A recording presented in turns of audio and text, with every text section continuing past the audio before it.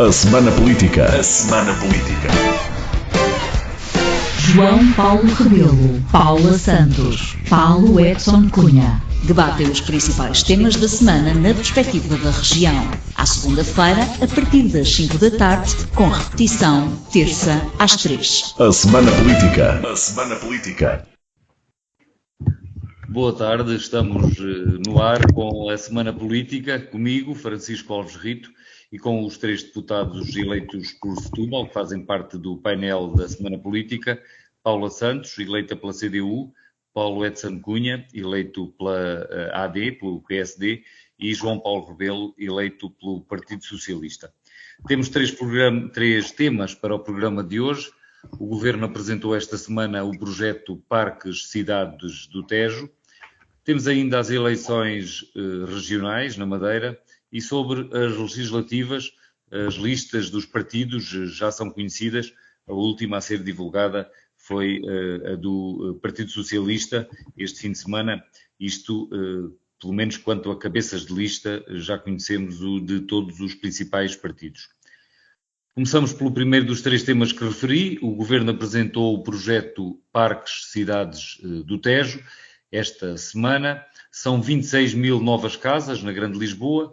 Montenegro apresentou o plano a 19 autarcas, são os 18 da área metropolitana de Lisboa, mais o de Benavente, porque neste projeto está incluído também o aeroporto, ou a cidade aeroportuária, e este projeto passa por criar habitação, equipamentos, espaços verdes nas áreas de terrenos públicos em toda a área metropolitana de Lisboa, no Arco Ribeirinho Sul, no Ocean Campus, entre Oeiras e Lisboa, no aeroporto Humberto Delgado, quando for desocupado, e também a construção da cidade aeroportuária de Benavente, que fica também a apanhar uma parte do Montijo.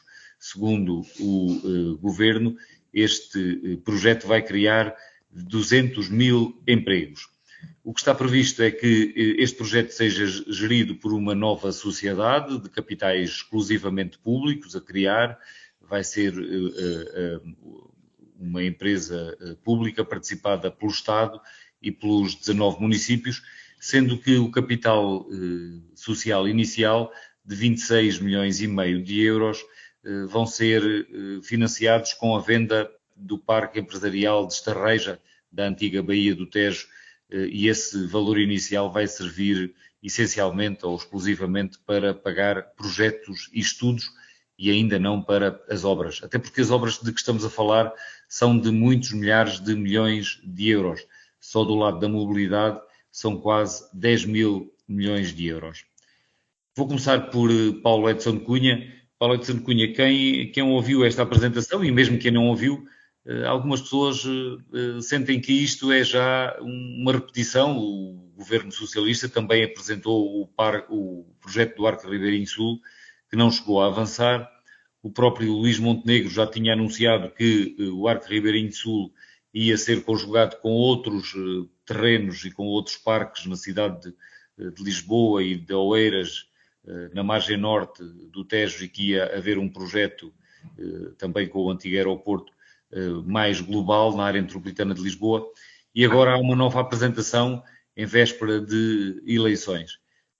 Que comentário é que faz a todas essas coisas que eu acabei de referir? Boa noite, Francisco Rito, Paula Santos e João Paulo Rebelo e todos que nos ouvem. O comentário não poderá deixar de ser que Deus queira que se realize. A verdade é essa. Seja com um governo da AD, seja com um governo que hipoteticamente seja o Partido Socialista ou outro partido a ganhá-lo, que ponha em execução de uma vez por todas um projeto que me parece bastante ambicioso. É verdade que vai recuperar muito daquilo que são projetos anteriores, sobretudo o projeto de José Sócrates, sendo que o projeto de José Sócrates, na altura, tinha um problema grande, que era o irrealismo face às nossas contas públicas.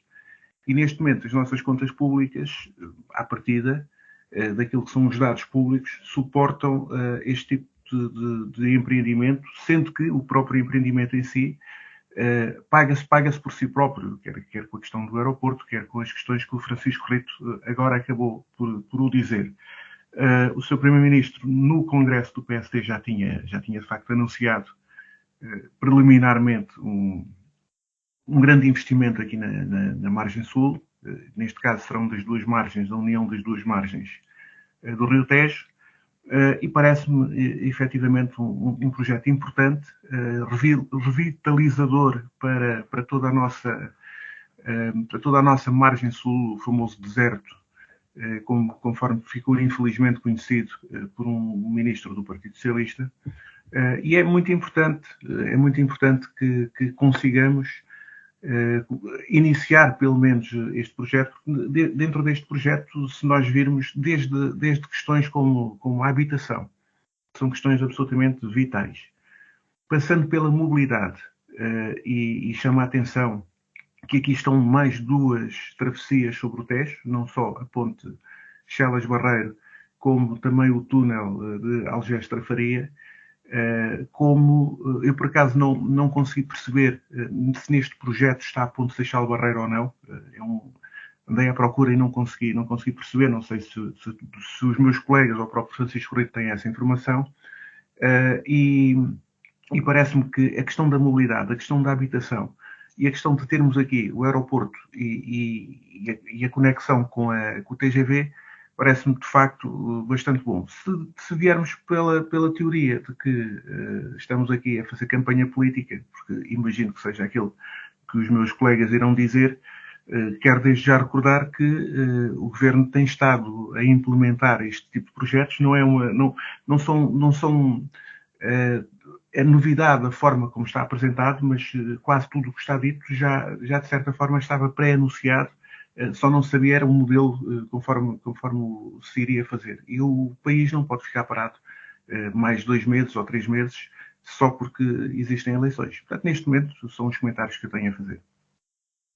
E respondendo à interpelação do Paulo Edson Cunha, não tenho conhecimento em rigor se há a intenção de manter a ponte Barreiro-Seixal, mas parto do princípio que sim, porque tenho conhecimento que a intenção do Governo é manter outros projetos que estavam no antigo projeto do Arco Ribeirinho Sul, designadamente o Cais Fluvial da Moita. Isto foi dito ao Presidente da Câmara Municipal da Moita, ao socialista Carlos Albino, e como parte do princípio que o que havia de projeto do Arco Ribeirinho Sul é para manter e integrar neste novo projeto, presumo que também essa ponte estará incluída. João Paulo Rebelo, não sei se nos sabe dizer mais alguma coisa sobre isto, e que comentário é que faz a este anúncio do Primeiro-Ministro numa cerimónia onde estiveram mais 3 ministros. Estiveram também os ministros das Finanças, das Infraestruturas e o Ministro da Coesão Territorial. Sim, muito boa tarde, antes de mais, boa tarde ao Francisco, à Paula Santos, ao Paulo Edson Cunha também, e naturalmente a todos que nos seguem.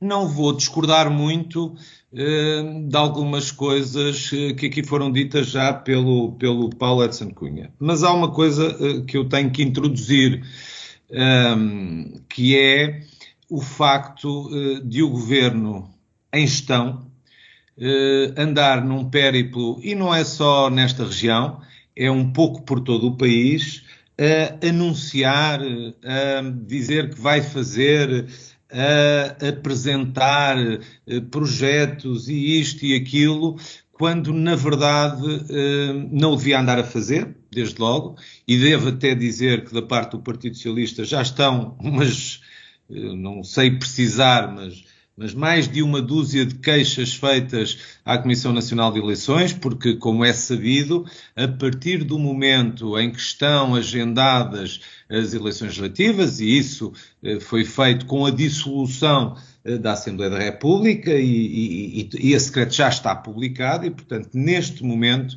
de facto, temos um governo que não deveria, e não há como fugir à palavra, que não devia andar em campanha. Não devia andar em campanha.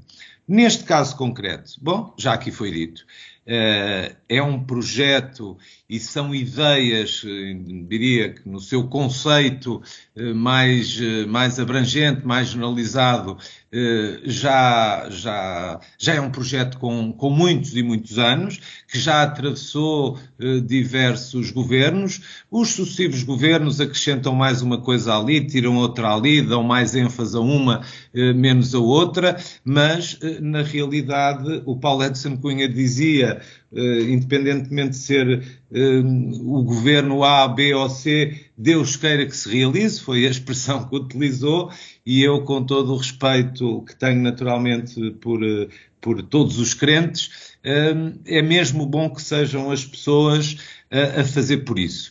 E as pessoas a fazer por isso, neste caso concreto, acho que já me vão conhecendo. Não sou uma pessoa que entenda que a política tenha que ser em permanente contraditório, que tenha que ser em permanente oposição. Há, de facto, projetos, há, de facto, desígnios, há, de facto, valores que nos devem mover a todos. E, independentemente de vir a ser... Aliás, na verdade, o projeto que falamos e com a amplitude que conhecemos, é seguramente um projeto que vai atravessar mais do que um governo e provavelmente governos de diferentes partidos. E, portanto, não se falando naturalmente de um pacto, digamos, de regime ao nível nacional, acho que Setúbal, objetivamente, esta península, estes concelhos mais diretamente, que vão beneficiar, que vão ter objetivamente obras e que vão conhecer desenvolvimento e melhorias, devem merecer o respeito, de facto, dos governos e, desde logo, dos seus representantes. E, portanto, deste ponto de vista, estaremos cá, Partido Socialista, para dar força, para dar impulso, para dar contributos, naturalmente também, independentemente de qual seja o governo. Nesta fase, o que lamento é que, efetivamente, se esteja a fazer um aproveitamento, não deixa de ser um aproveitamento político numa altura que não é só o bom senso, que não é só a ética, é a própria lei que determina que não deve acontecer. Paula Santos, e que avaliação é que faz a este anúncio do Governo quanto ao Arco Ribeirinho Sul e aos outros parques das cidades da área metropolitana de Lisboa? Muito boa tarde, cumprimento o Francisco Rito, cumprimento também o João Paulo Rebelo, o Paulo Edson de Cunha. Relativamente a este tema que estamos a discutir, bom, nem sei por onde é que hei de começar, mas de facto atendendo ao momento político em que estamos, com a Assembleia da República dissolvida, com um governo em gestão, de facto a iniciativa que o governo tomou, não podemos ter outra interpretação a não ser mais um ato de propaganda por parte deste governo e, de facto, o aproveitamento daquilo que é o estar no governo, mesmo em gestão, para outros fins. E, portanto, esta era uma primeira nota que queríamos aqui deixar. Uma segunda nota é o Francisco Rito já introduziu aqui um conjunto de elementos, mas nós estamos a falar do projeto, o Arco Ribeirinho Sul, que já vem com uma resolução do Conselho de Ministros aprovada em 2008 e que, entretanto, era o governo do Partido Socialista. Estamos em 2025 e a verdade é que pouco ou nada se concretizou, ou muito pouco, sendo mais rigorosa, muito pouco se concretizou para dar concretização a este projeto. E este ato de propaganda por parte do governo do PSD e do CDS, nós também o vimos por parte do Partido Socialista em 2023, quando aqui fez uma reunião do Conselho de Ministros no distrito de Setúbal e com muita pompa e circunstância veio novamente anunciar que agora é que era, que iria ser, e a verdade é que mais uma vez nova resolução do Conselho de Ministros, que pouco mais não foi do que um recaustamento da resolução que tinha sido já aprovada 15 anos antes, e a verdade é que também do ponto de vista do desenvolvimento dos processos para dar concretização aos investimentos que estavam previstos e que já são compromissos assumidos por parte do Governo, também não saiu do papel. Há aqui uma questão que eu não posso deixar de colocar, de facto, há um conjunto de investimentos, nós temos discutido aqui a questão do novo aeroporto de Lisboa no Campo Tiro de Alcochete, a terceira travessia do Tejo, o alargamento da rede do Metro Sul do Tejo, são tudo investimentos que são de grande importância para o desenvolvimento do distrito e também para o desenvolvimento do próprio país, investimentos que são estruturantes para o desenvolvimento da atividade produtiva, para assegurar o direito à mobilidade, para garantir a melhoria também da qualidade de vida das populações. E a verdade é que os anos vão passando e eles não se concretizam. E aquilo que é necessário, nós não precisamos no distrito de novos anúncios, aquilo que nós precisamos é de facto de dar concretização aos compromissos que já estão mais do que assumidos e que ao longo de todos estes anos têm passado governos de várias forças políticas. E portanto, é isso que não se vê.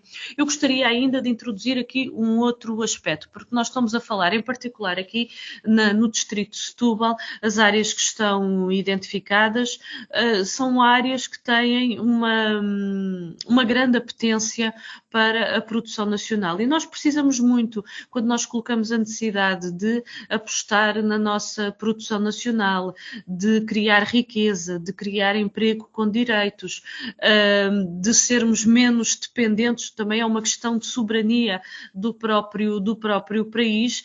Eu estou a colocar este aspecto porque daquilo que foi tornar-te público, nós não conhecemos aquilo que foi apresentado por parte do Governo nessa iniciativa na passada semana, mas daquilo que foi noticiado nos órgãos de comunicação social, não vemos o ênfase a esta apetência, a esta vertente para o desenvolvimento da atividade económica, nomeadamente no que diz respeito à indústria e à produção, que seria de facto de uma grande importância para o desenvolvimento deste distrito, com todo aquilo que é o conhecimento, a experiência que temos relativamente ao desenvolvimento, no que diz respeito à atividade económica em diversos aspectos em concreto. E este era um aspecto que eu queria sinalizar e fazendo esta ressalva, porque daquilo que veio a público é muito pouco, fica muito aquém para podermos ter uma percepção de facto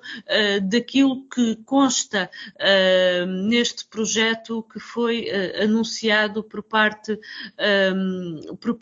do Governo. E a importância que é também não só de haver mais elementos para podermos percepcionar de facto aquilo que está em cima da mesa relativamente ao conjunto deste projeto, mas a importância também que é do envolvimento das autarquias e dos municípios, porque não podem ficar de fora relativamente a esta matéria. Quando digo envolvimento, não estou a fazer referência aos aspectos formais, estou a fazer de facto, na realidade, no concreto, considerando aquilo que são as estratégias, as perspectivas de cada um dos municípios.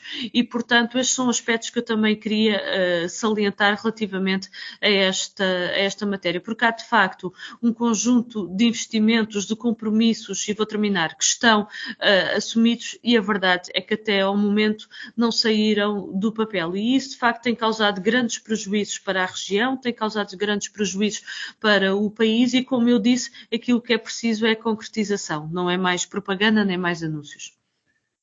Não sei se o Paulo Edson Cunha quer fazer mais algum comentário, designadamente ao que disse João Paulo Rebelo, quanto à oportunidade da apresentação deste plano, quando o Governo já está em gestão e já estão marcadas as eleições. Eu quero recordar que este Governo, e não só o que disse a João Paulo Rebelo, mas a própria Paula Santos também disse mais ou menos o mesmo. Este Governo é um Governo que, infelizmente, não conseguiu concretizar a grande maioria das medidas que tinha, porque esteve em exercício apenas 11 meses, 12 meses, e, portanto, não teve tempo. Sobre esta questão de já estarmos em campanha, eu penso que todos nós ganhamos muito mais em acelerar todo este processo do que em atrasá-lo em função daquilo que são o calendário eleitoral. E também queria recordar que desta vez, chamar a atenção aqui de um aspecto importante, desta vez o Governo, ao contrário da vez anterior, que foi muito criticado por não ter falado primeiro com os autarcas, desta vez teve o cuidado de falar com todos os autarcas e desta vez fez um bocado ao contrário e não deu qualquer tipo de informação aos deputados, porque estamos aqui três, nem o do próprio partido tem conhecimento direto daquilo que é o projeto propriamente dito, soubemos todos pela comunicação social. Apenas isso. João Paulo Rebelo, mais algum comentário? Não, acho que podemos passar ao tema seguinte, está tudo esclarecido. Passamos ao tema seguinte e começamos... Francisco, permita-me só dizer dois aspectos. Passo. Um primeiro, para dizer o seguinte, o Governo foi uma governação de 11 meses, mas houve um conjunto de aspectos que o Governo, aliás, não teve nenhum problema em concretizar, acelerou até essa concretização, tudo aquilo que diz respeito ao favorecimento dos grupos económicos, ali esteve muito célere e rápido para esse mesmo favorecimento, seja com mais benefícios fiscais, seja com a redução do IRC e podia continuar por aí afora. Quando nós colocamos a necessidade de sair do papel, é de facto dar avanço e desenvolvimento dos processos. Bem, sabemos que há um conjunto de investimentos que não se faz num ano, que são investimentos plurianuais, mas a questão é não estar a enredar e de facto avançar para essa concretização. Posso-lhe dar um exemplo bem concreto do novo aeroporto de Lisboa, no Campo Tiro de Alcochete, em que o Governo vem dizer que tomou a decisão com muita pompa e circunstância, mas a verdade é que aquilo que está a avançar é a ampliação do aeroporto Humberto Delgado e que relativamente à construção do novo aeroporto no Campo Tiro de Alcochete, bom, esse vai-se arrastando no tempo e não se conhece desenvolvimento relativamente a este processo. E o que estava, a segunda coisa que eu queria dizer, prende-se com o seguinte, se de facto o Governo tinha vontade de fazer este conjunto de investimentos, ora, ainda na discussão do orçamento para 2025 apresentámos propostas concretas. Estava lá o reforço e verbas para o desenvolvimento do processo para o alargamento da rede do Metro Sul do Tejo. Avançámos também com propostas concretas para a concretização da terceira travessia do Tejo. O PSD e o CDS votaram contra essas nossas propostas. E agora que estamos no calendário, já que estamos, né, com as eleições legislativas marcadas para 18 de maio, é que vem anunciar este projeto. Eu acho que isto não é preciso mais conversa. Eu acho que para bem entendedor, meia palavra basta e, portanto, fica muito claro perante aquilo que estamos presente e aquilo que tem sido esta atuação por parte deste Governo. Passemos então para o segundo tema de hoje, ainda as eleições legislativas da Madeira. Já se sabe que ganhou o PSD com uma maioria quase absoluta que consegue, juntando-se ao CDS, o presidente indigitado do Governo Regional da Madeira, Miguel Albuquerque, já revelou alguma coisa sobre o governo que pretende formar, um governo em que são afastados os secretários regionais que tinham problemas com a justiça, que eram arguídos, e sabemos também que a pasta da economia é entregue ao CDS-PP. João Paulo Rebelo, que leitura é que faz destas questões que eu agora referi na Madeira? Francisco, já tivemos a oportunidade na passada semana de discutir os resultados e, portanto, falámos sobre um conjunto de circunstâncias que, enfim, das leituras, não é, da própria eleição em si. A parte nova foi esta que eu referi agora, já a constituição do Governo, sim. A parte nova, enfim, que também não é exatamente muito nova, não é? Porque já se esperava este entendimento entre o PSD e o CDS, que no fundo representa um deputado que permite a maioria absoluta. Enfim, eu já tive a oportunidade de dizer, a Madeira vive-se uma espécie de um microclima político que, de facto, eu falo com alguns madeirenses, enfim, mais ligados à política, menos ligados à política, e mesmo eles às vezes têm alguma dificuldade em digamos, explicar ou em justificar, em esclarecer algumas coisas que acontecem, mas relativamente à formação do governo, o que há a dizer, o Sr. Presidente do Governo Regional, Dr. Miguel Albuquerque, resolveu fazer algo que se pode saudar, mas também não podemos esquecer é que ele próprio se encontra numa circunstância do ponto de vista de implicações com a justiça, também são conhecidas. Mas pronto, também não vou estar a dizer que fez mal em ter afastado alguns elementos do governo, em ter trazido outros. Também não será surpresa, Francisco, para si, nem para quem nos ouve, o Partido Socialista, por regra, comenta, digamos, políticas, comenta ações e menos constituições de protagonistas, no fundo pessoas. Evidentemente que o que se deseja é que a Madeira possa ter um desenvolvimento, sobretudo e essencialmente mais harmonioso. É uma das zonas, não é do país, é da Europa, que registra, como nós sabemos, uma maior, digamos, de distância entre os mais ricos e os muito, muito pobres. Há, de facto, situações de miséria numa ilha em que aparentemente deveria, e nomeadamente também com o investimento e o esforço que é feito, não só nacional, mas até também do ponto de vista dos fundos comunitários. Estamos a falar de uma região ultraperiférica, assim considerada no âmbito das instituições europeias, e muito justamente, como é evidente, o que o Partido Socialista tenta fazer é alertar para uma necessidade de uma melhor distribuição justamente da riqueza, de melhor condições de vida para todos, de acesso a trabalho, à habitação, mas uma semana depois de um ato eleitoral que, objetivamente, acho que não vale a pena estar a fugir a isso, configurou uma derrota para o Partido Socialista, nesta altura não me levem a mal, mas evidentemente que é preciso mais tempo para ver, de facto, se temos um governo, aparentemente, com um acordo de maioria absoluta e, portanto, que estabilidade esperemos que traga, mas há, objetivamente, outras condicionantes que podem aparecer, nomeadamente desenvolvimento dos processos que estão em curso.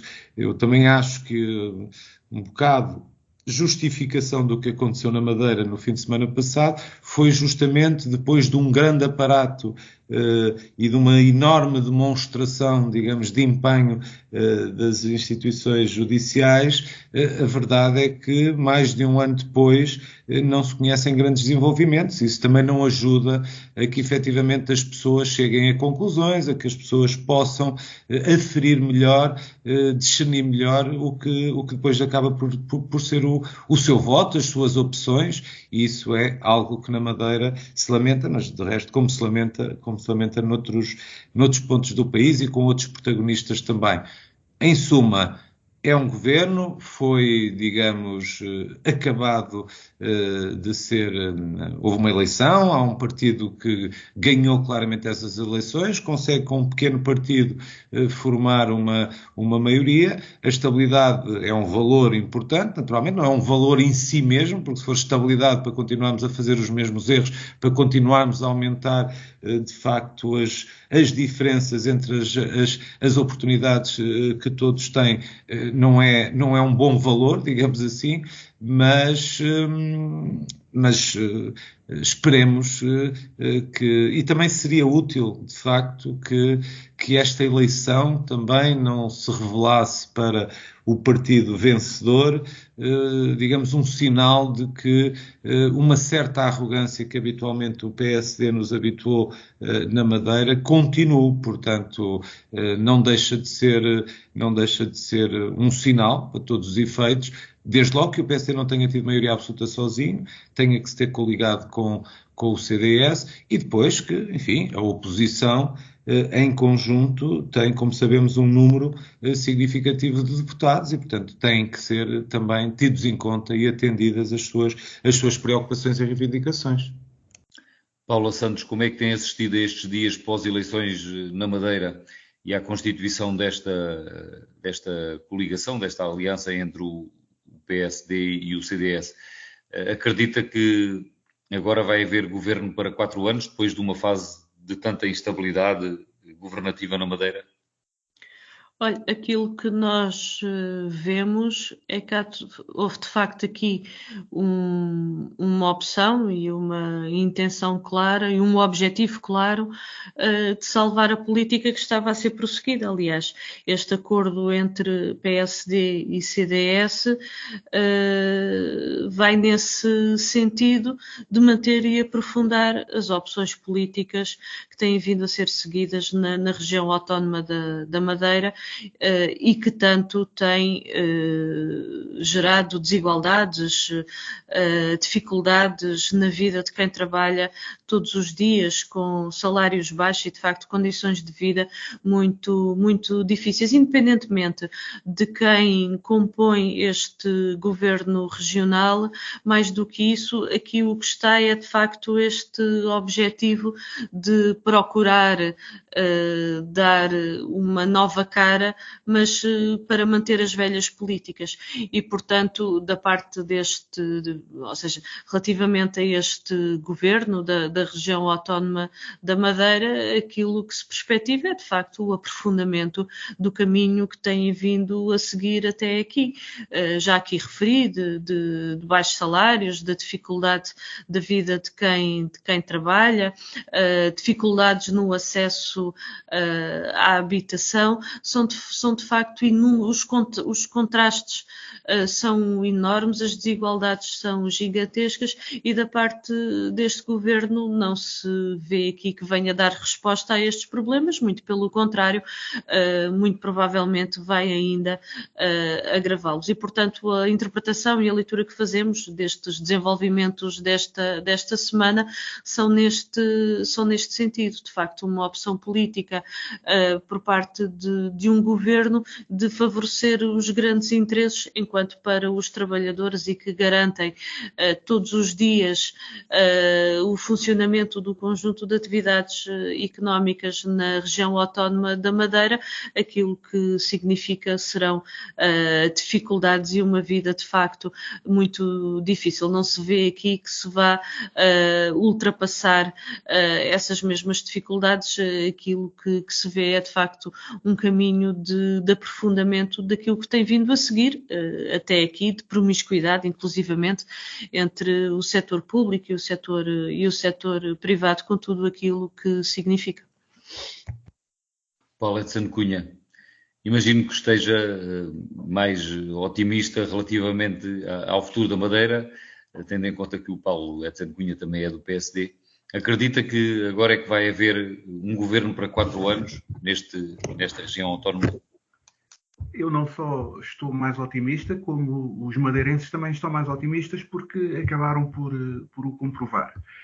Já a semana passada, aqui eu disse, nós podemos ter as leituras que quisermos, mas há 2 leituras que nós não podemos deixar de ter aqui. Em primeiro lugar, é um reforço muito significativo daquilo que são as políticas, as tais políticas que a Paula Santos aqui falava, ainda agora, mas que os madeirenses sufragaram. E sufragaram porque estão a viver bem, estão a viver melhor, e sufragaram, sobretudo, porque sentem que têm um governo que zela pelos seus interesses, pelos interesses dos madeirenses, e estão completamente satisfeitos com isso, reforçando aquilo que era a votação anterior. Por outro lado, a segunda evidência é que não querem instabilidade. Não querem instabilidade política e castigaram os partidos que criaram esta instabilidade política. O Chega e o Partido Socialista foram severamente castigados na Madeira, como foram nos Açores anteriormente, e como estou em crer, não é só um desejo, mas é algo mais do que isso, vai também acontecer aqui no continente, porque a instabilidade política acaba por... as pessoas vão começando a compreender o custo da instabilidade política. Porque ainda no ponto anterior, nós estávamos aqui a falar, e eu usei uma expressão da qual não me arrependo, até porque mais como força de expressão, mas também como algo que se pode acreditar, apesar de não ser sequer praticante, mas muitas vezes nós temos que estar aqui no campo do divino para conseguirmos concretizar projetos que têm anos e anos e anos. E alguma das desculpas, não diria que são todas as culpas assacadas, é esta instabilidade e esta mudança de planos de governo para governo e também não diria de regime para regime, mas de políticas de esquerda para políticas de direita e vice-versa, e é absolutamente necessário, em primeiro lugar, pôr juízo na cabeça dos nossos governantes e tentarem perceber que o bem comum é mais importante do que aquilo que sejam táticas partidárias ou alguns tipos de interesses. Mas pronto, aquilo que prevalece na Madeira é de facto uma enorme vitória do Partido Social Democrata, neste caso ajudado ou coadjuvado com o CDS-PP, e que não queria deixar de terminar sem dar aqui uma palavra a uma colega da nossa bancada, portanto, do nosso Parlamento, colega nossa dos três, mas que era da minha bancada do PSD, que é Paula Margarido, que vai tomar posse também neste governo regional, a quem desejo também muitas felicidades e um profícuo trabalho. Paulo Edson Cunha, que sentido é que faz o Presidente do Governo Regional ter o cuidado de não escolher, de não querer pessoas que sejam constituídas arguídas, tenham um estatuto de arguídas, ter esse cuidado quando ele próprio é arguído? Isso faz algum sentido para si? Eu acho que faz todo sentido, em primeiro lugar, para... no fundo, para passar um sinal para terceiros. E quando o mesmo nós temos de desmistificar aqui um bocadinho a questão de ser arguído ou não ser arguído. Ele é um facto. Mas mesmo por isso, por formalmente eu sei, mas era aí que eu ia chegar. É um facto que o Presidente é arguído. Agora, o Presidente, quando nós temos um tipo de regime que, independentemente do regime que nós temos, todos nós sabemos, por exemplo, quando votamos para o Primeiro-Ministro, sabemos que não estamos a votar para o Primeiro-Ministro diretamente e indiretamente. No entanto, todos nós votamos no Primeiro-Ministro, votamos naquela pessoa. E este Presidente do Governo Regional, que estava a ser votado para Presidente do Governo Regional, que já era arguido na votação anterior, tem, no fundo, independentemente de tudo e com a separação de poderes que nós podemos ter, ele tem neste momento ele, a partir do momento em que se candidatou, tem esta ressalva. A questão de não se fazer acompanhar pelos elementos antigos, em primeiro lugar, é um sinal de renovação que ele quer passar. Em segundo lugar, é um sinal também que está a passar, penso eu, que está a tentar passar um sinal de que quer deixar, até libertar o peso da suspeita sobre o próprio governo, com um número elevado de arguídos, ou com cargos significativos, eliminando um bocadinho essa suspeita. Eu penso que neste momento é o pensamento do Presidente do Governo Regional, ele não o disse. Se levássemos isto completamente à letra, ou mantinham todos, mas no fundo isto era a grande crítica que existia, ou ele próprio não poderia ser, o que também não fazia sentido nenhum, na medida em que se candidatou e foi, pelo menos pela população, claramente sufragado nesse sentido. Portanto, quanto ao resto, vamos ter de aguardar. Mas eu percebo a pergunta, é uma pergunta muito bem feita. E que eu vou estender também ao João Paulo Rebelo e à Paula Santos. João Paulo Rebelo, isto faz-lhe sentido haver um chefe de governo que, por ter vencido as eleições e ser cabeça de lista, como estava a defender Paulo Edson Cunha, de certa forma fique relegitimado, apesar de ser erguido, mas que depois não convida outras pessoas que não foram eleitas, não eram os cargos secretários regionais não são eleitos, tal como os ministros também não são de escolha do primeiro-ministro, neste caso escolha do chefe do governo regional. Isto faz-lhe sentido? E também perguntava outra coisa. A pasta da economia atribuída ao CDS na Madeira é algo natural e relevante ou tem alguma implicação que o preocupe? Bom, relativamente à primeira pergunta, não me faz assim um enorme sentido e por isso também na minha primeira intervenção sobre este tema sinalizei essa peculiaridade, não é? Quer dizer, o chefe do governo toma uma decisão que, enfim, levada ao limite, autoexcluir-se-ia também, não é? Agora, o Paulo Edson Cunha defende, é um sinal que se dá.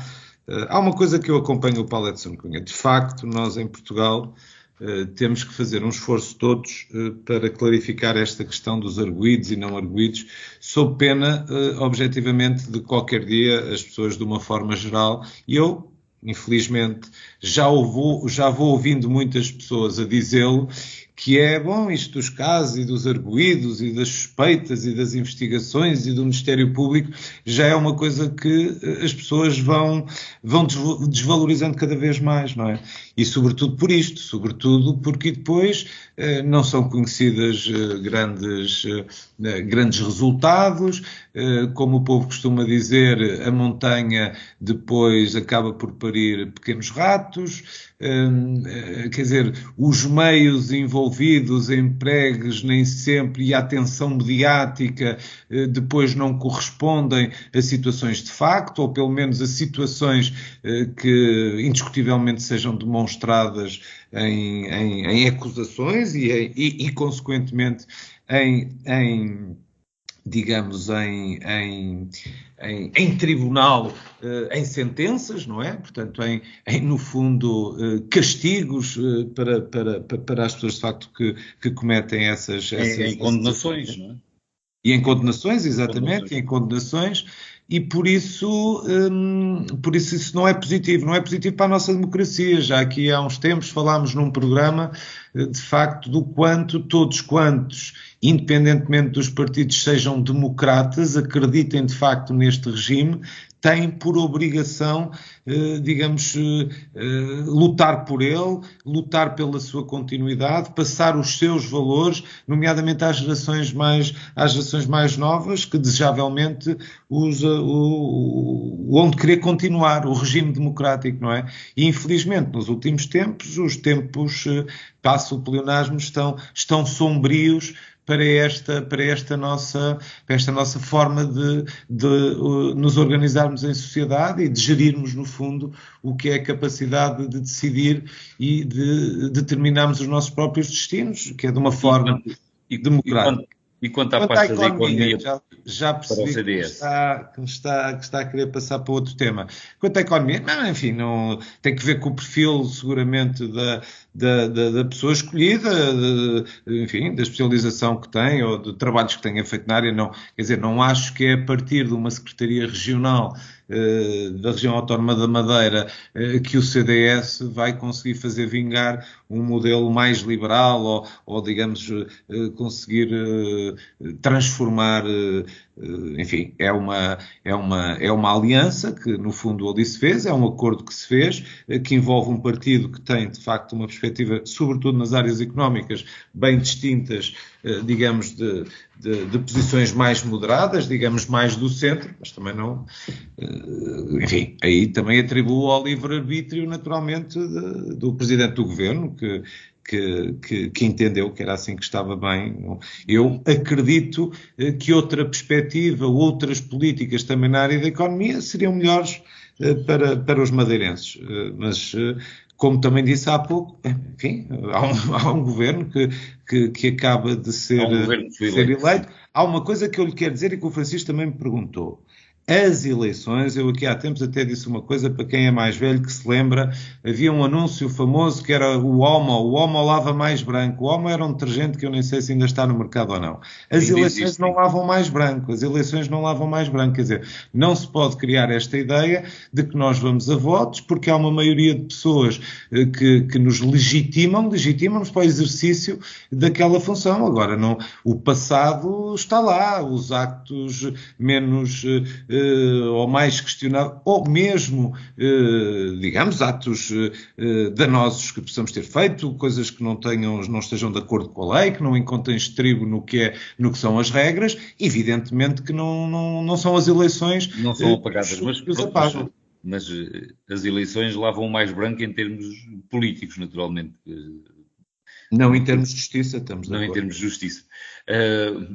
Paula Santos, quer acrescentar alguma coisa sobre esses aspectos que estávamos a referir, de não haver secretários regionais nomeados que sejam arguídos, ou da pasta atribuída ao CDS, ser a da Economia? Tem alguma relevância para si, ou passamos ao próximo tema? Muito brevemente, só para também fazer duas referências. Uma primeira é que é evidente, aliás, o Francisco já fez essa referência, que houve um critério que foi aplicado, mas que não foi aplicado ao próprio, a Miguel Albuquerque. E eu creio que isto o que revela era aquela referência que eu há pouco fazia, ou seja, procura-se dar um ar novo para manter as velhas políticas. E relativamente à questão da Secretaria-Geral Regional, peço desculpa, da Secretaria Regional da Economia, eu creio que não é por acaso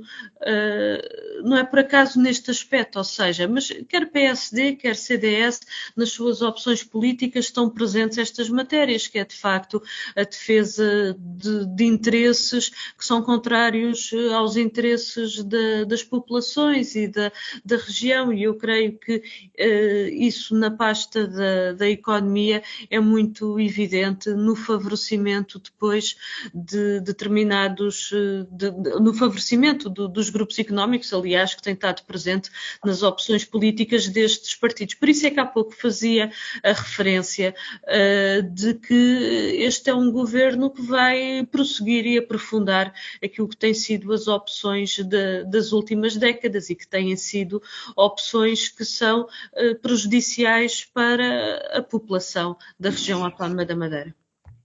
Passamos então para o terceiro e último tema do programa de hoje, já há menos de 10 minutos do final.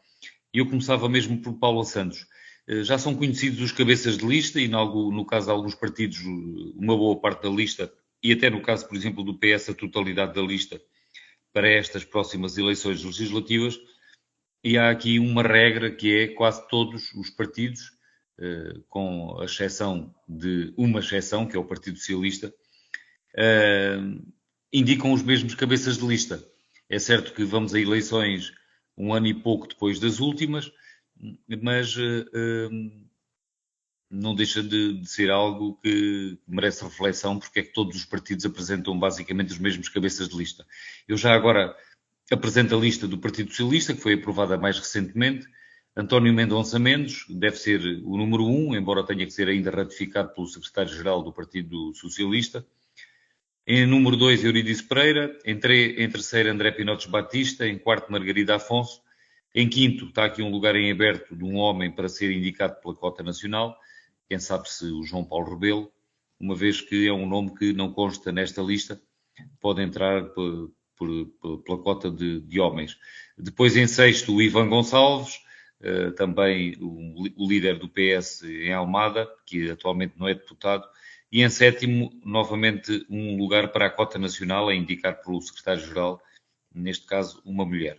Depois temos o autarca Nuno Mascarenhas, em oitavo lugar, que é ainda presidente da Câmara de Sines, é o único autarca que aparece até este lugar, até ao oitavo lugar. E depois temos Joana Vaz, Emanuel Costa, Maria João Reis, Vítor Ferreira, uma série de outros nomes. Eventualmente, alguns, naturalmente, já não elegíveis. Paula Santos, a própria Paula Santos também volta a ser cabeça de lista da CDU, mas isso é assim também No PSD, que indica Teresa Moraes, no Bloco de Esquerda, Joana Mortágua, na Iniciativa Liberal, Joana Cordeiro. O LIVRE também indica novamente Paulo Moacho. Paula Santos, o que é que isto quer dizer? Voltarmos a ter os mesmos cabeça de listas significa que é porque isto foi interrompido de forma demasiado precoce e há que dar confiança aos mesmos que estavam? Ou todos os partidos estão satisfeitos com os resultados que tiveram?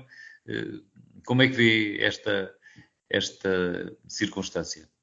Francisco, se me permite, não vou fazer considerações sobre as decisões que foram tomadas pelas outras forças políticas, mas eu gostaria de centrar esta discussão naquilo que serão as opções políticas, as propostas de cada as propostas que estarão nestas eleições legislativas, e se me permite, naturalmente nós estamos também a preparar da parte da CDU todo este processo para as eleições legislativas, a lista, compromisso eleitoral, e eu creio que aquilo que importa todos os dias para a vida das pessoas é quais é que vão ser as soluções para a resolução dos seus problemas. E dos seus problemas vamos a falar daqueles que afetam a vida todos os dias, os salários que são baixos, as pensões que são baixas, o custo de vida que é elevado, as dificuldades no acesso à saúde, e aqui no nosso distrito, infelizmente, essa é uma realidade que atinge todo o nosso distrito, com milhares de utentes que não têm médico de família, com dificuldades no funcionamento de diversos serviços dos hospitais, as dificuldades no acesso à habitação, e eu creio que as soluções devem ser estas as matérias que estão presentes, e relativamente a essas questões, para além da perspectiva de desenvolvimento da região e do nosso distrito. Aliás, a CDU tem sido muito clara relativamente a essa matéria, nas propostas concretas. No início deste debate, a propósito do anúncio do Governo, tivemos a oportunidade de discutir alguns dos investimentos estruturantes para o distrito que devem ser concretizados, mas também os investimentos que são necessários nos equipamentos, seja na área da saúde, da educação, na área social, seja na habitação, para garantir de facto os direitos que a nossa Constituição consagra, e estes serão aspectos que estarão presentes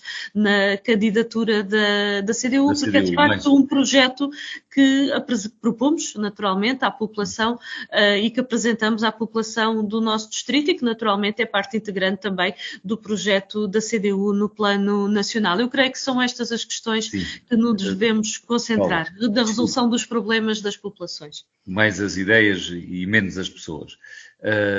João Paulo Rebelo, quanto a esta questão que eu estava a referir, os partidos na generalidade apresentarem os mesmos cabeças de lista, o Partido Socialista é uma exceção, mas é uma exceção casual. E pelas razões óbvias que a nossa cabeça de lista nas legislativas de 2024 é hoje eurodeputada, ainda há muito pouco tempo, não ia agora interromper o mandato para voltar a ser cabeça de lista. Portanto, até mesmo o Partido Socialista provavelmente seguiria, até porque muitos dos nomes que estão na lista são nomes que já estão eleitos. Que comentário é que isto lhe merece? E relativamente ao João Paulo Rebelo, ainda não sabe como será a sua vida nestas legislativas? Já saberei, mas a questão aqui que eu queria destacar, e vou dizer tal como a Paula Santos disse, enfim, cumprimento democraticamente, evidentemente, todos os candidatos por este círculo eleitoral, os repetentes e os não repetentes, enfim. É evidente que merecem sempre o reconhecimento por estarem a querer candidatar-se e, portanto, dar voz à sua terra, o que é obviamente louvável. Relativamente à lista do Partido Socialista, há uma renovação, porque objetivamente há muitos nomes novos nesta lista face ao que foi a lista do ano passado. Há indiscutivelmente, e estou-me aqui já a excluir, evidentemente, pelas razões óbvias, qualidade, personalidades reconhecidas do ponto de vista da sua intervenção na Assembleia da República, mas de uma forma geral do ponto de vista da sua intervenção no território e mesmo em matérias nos quais evidenciam qualidade inequívocas, e refiro-me a atuais deputados, mas também a deputados que muito previsivelmente desejamos eleger, e falo, por exemplo, do Ivan Gonçalves. Mesmo quero destacar no fundo, aposta que se está... Temos de ser rápidos, João Paulo Rebelo. Peço desculpa, senão... Vou terminar em 30 segundos. Nuno Mascarenhas é o 8º lugar. Há 5 jovens com menos de 30 anos nesta lista, portanto, entendo que é uma boa lista. O secretário-geral, como já disse, escolherá, determinará de facto o cabeça de lista. Paulo de Santo Cunha, peço desculpa, mas só temos 1 minuto. Que comentário é que quer fazer às listas do que já é conhecido pelo Distrito de Setúbal? Eu diria que são listas de continuidade.